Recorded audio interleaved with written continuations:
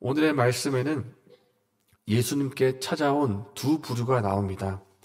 한 부류는 어린아이들이고 한 부류는 한 청년인데, 공통점이 있다면 이 두 부류가 모두 예수님 앞으로 나왔다는 것이고, 차이점이 있다면 한 부류는 천국에 들어갈 자의 모범이 되었는가 하면 한 부류는 천국에 들어가지 못하는 자의 모습이 되었다 하는 것입니다.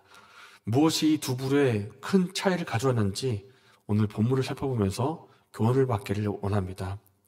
먼저는 어린 아이들이 옵니다.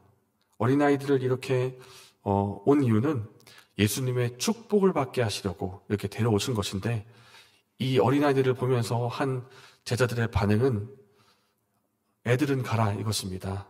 어른들 모여 있으니까 중요한 얘기하니까 애들은 방해하지 말고, 예수님 사역하는데 방해하지 말고 저기 다른 데 가라 하면서 꾸짖으면서 오지 못하도록 방해를 했습니다. 이제 제자들이 방해를 한 것이죠. 그 모습을 보면서 이제는 예수님께서 제자들에게 그렇게 하지 말라, 어린아이들을 데리고 와라 이렇게 말씀을 하십니다. 그리고 어린아이들을 용납하라고 하시면서 이런 아이들이야말로 천국에 들어가는 자의 그런 표상이다, 그런 모습이다 이렇게 말씀을 하십니다. 어린아이들은 어떤 특징이 있습니까? 어린아이들은 스스로 무언가를 해낼 능력이 없습니다.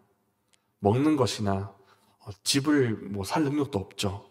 직업도 가질 수가 없고, 그렇기 때문에 아이들은 본능적으로 부모님의 도움이 없이는 내가 살아갈 수 없다는 것을 본능적으로 알고 있습니다. 그래서 아이들은 부모님을 전적으로 의지하고 따르고, 그리고 부모님의 말씀을 하면 그 말씀에 전적으로 순종을 합니다. 부모님 말을 들어야, 때로는 이제 징징댈 때도 있겠지만 부모님 말씀을 들어야 내가 살 수 있다는 것을 알기 때문에 어린아이의 특징은 전적 의지, 전적 순종입니다. 예수님께서는 이런 어린아이들의 모습이야말로 하나님 나라에 들어가는 자의 표상이다. 마찬가지로 전적으로 하나님을 의지하는 사람, 전적으로 하나님의 말씀에 순종하는 사람, 그 사람이야말로 천국에 들어갈 수 있는 그 사람이다 이렇게 말씀을 하시는 것입니다. 이렇게 어린아이들의 모습을 말씀하신 후에 그 다음 부류로 한 청년이 옵니다. 그런데 이 청년은 그냥 오지 않고 달려옵니다. 예수님 보시면서 달려와가지고 꿇어 앉아서 예수님에게 오는 것입니다. 그러니까 이 청년은 그냥 지나가다가 예수님이 있네, 한번 구경하러 올까? 이게 아니라 진지한 마음을 가지고 무언가 묻고 싶어가지고 그렇게 온 것입니다. 그런데 이 청년의 특징이 또 한 가지 있는데, 이 청년은 22절 말씀에 재물이 많다 나옵니다. 가진 것이 많습니다. 그리고 이 같은 내용을 다루고 있는 누가복음을 보면 관리라는 표현이 있는데, 이 관리라는 표현은 그 당시에 사회에서 지도자라는 뜻입니다. 관리고 관원이고 지도자이고, 그러니까 한마디로 말하면 이 사람은 금수저입니다. 가진 거 많고 사회적 지위도 높고 나중에 대화에서 나오지만은 말씀도 잘 지키고 있는 그런 사람. 그러니까 예의 바르고 또 말씀에도, 하나님 말씀에 대해서도 진지하고 또 그 말씀을 지키고 있는 그 사람. 돈도 많고 가진 것도 많고. 그런데 보통 돈도 많고 가진 것도 많으면 그것을 이제 누리고 또 그것에 흥청망청 그렇게 살기가 쉬운데, 그런 마음이 아닌 것입니다. 영생에 대해서 관심을 가지고 있고, 그리고 예수님에 대해서 온 어떤 부류 가운데는 바리새인과 같은 경우에는 시험하여 넘어뜨리려고 뭔가 책 잡으려고 오는 경우도 있지만, 이 사람은 그렇지 않은 것입니다. 내가 어떻게 하면 정말 영생을 얻을 수가 있을까? 그런 마음을 가지고 물으러 온 것입니다. 그러니까 이 청년이 참 대단하죠. 이 진지하게 묻습니다. 17절 말씀에 선한 선생님이여, 내가 무슨 선한 일을 하여 영생을 얻겠습니까? 내가 어떻게 하면 영생을 얻겠습니까? 이렇게 물으셔서 예수님께서 답을 주시는데, 그 내용은 십계명에 있는 내용이었습니다. 너가 십계명을 알고 있느냐? 십계명에 있는 내용들을 지켜라. 그런데 이 놀라운 것은 청년이 또 이것을 지켰다는 것입니다. 예수님, 저는 이것을 다 지켰습니다. 내가 다 지켰는데 무엇이 더 부족하겠습니까? 20절 말씀에 선생님이여 이것은 내가 어려서부터 다 지켰나이다. 다시 한번 청년이 얼마나 진지한 마음을 가지고 천국에 들어가고 싶은지 나오는 대목입니다. 심지어 예수님께서 그 청년을 바라보시면서 사랑하사라는 표현까지 나옵니다. 그러니까 굉장히 좋게 보셨다는 것입니다. 이 청년을. 그리고 예수님께서 부자 청년에게 말씀하시는데 함께 21절의 말씀을 읽겠습니다. 예수께서 그를 보시고 사랑하사 이르시되 내게 아직도 한 가지 부족한 것이 있으니 가서 내게 있는 것을 다 팔아 가난한 자들에게 주라. 그리하면 하늘에서 보화가 내게 있으리라. 그리고 와서 나를 따르라 하시니 예수님께서 말씀하십니다. 청년아, 내가 온전해지고 싶으냐? 내가 정말 하나님 나라에 들어가고 싶으냐?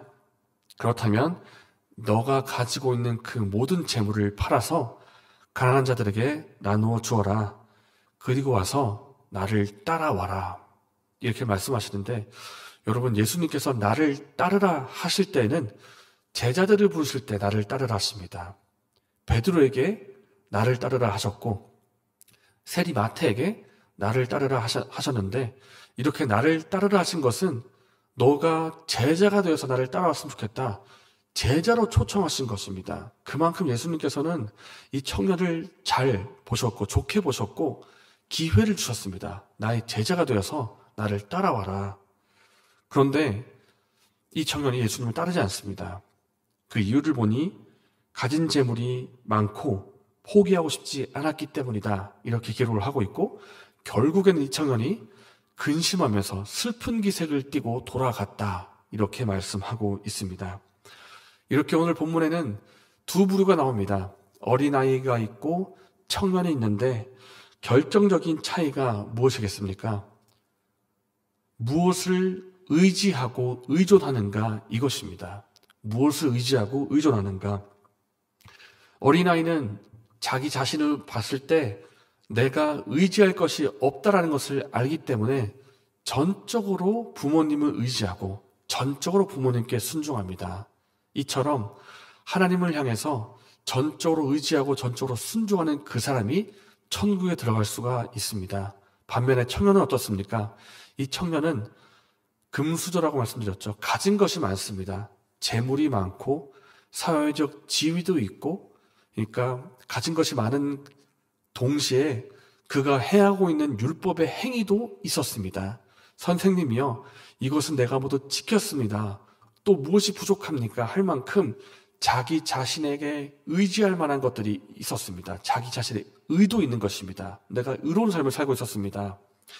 그런데 우리가 알고 있듯이 사람의 의라고 하는 이것이 이사야 말씀처럼 더러운 옷과 같습니다. 내가 보기에는 참 선하다.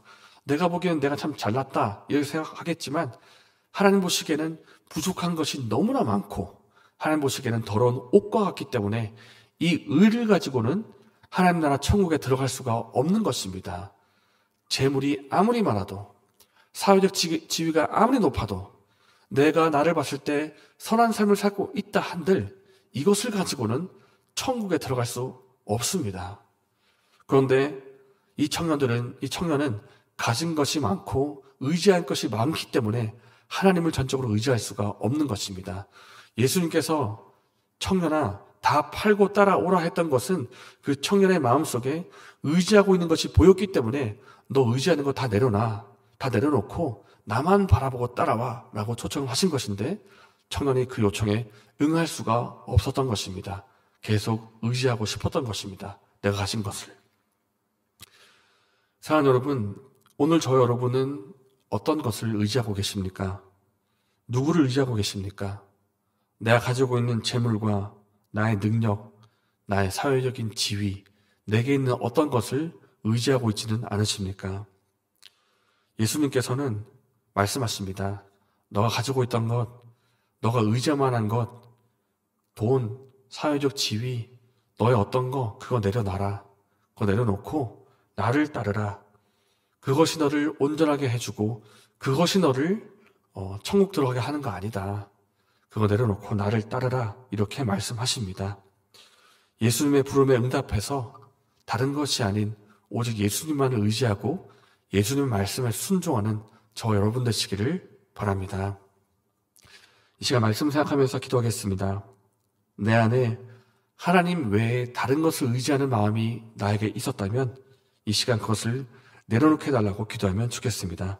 이제는 그것을 의지하는 것이 아닌 오직 예수님만이 우리에게 영생을 주시는 분임을 알고 예수님만 의지하고 따르게 해달라고 기도하겠습니다. 이렇게 기도하시고 또 내일에 있을 예배를 위해서 기도하시고 개인적인 제목으로 기도하신 후에 자유롭게 돌아가시겠습니다.